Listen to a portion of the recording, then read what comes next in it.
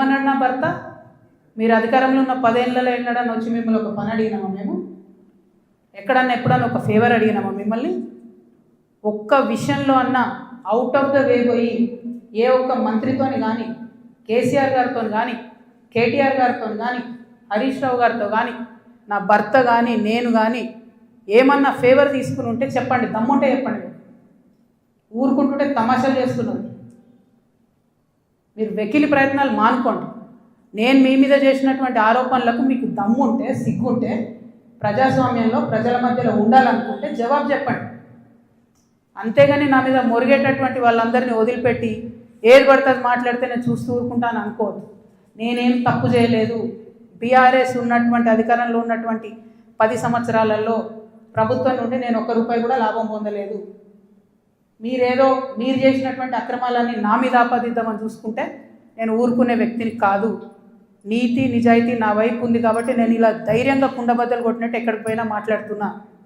నాకు ఎవరితో అండర్స్టాండింగ్ లేదు, ఎవరితో వ్యాపారం లేదు.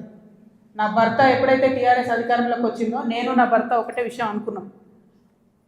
అమెరికా నుండి 2004లో మేము వస్తే నేను ఉద్యమంలో ఉన్నా, ఆయన వ్యాపారంలో ఉన్నాడు. ఇల్లు గడవాలి కదా.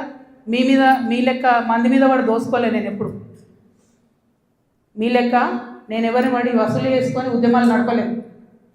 సమయం సందర్భం వచ్చినప్పుడు నా నగలు కుదబెట్టి బతుకమ్మ చేసిన నేను. అందుకే ఇంత పౌరుషం నాకు.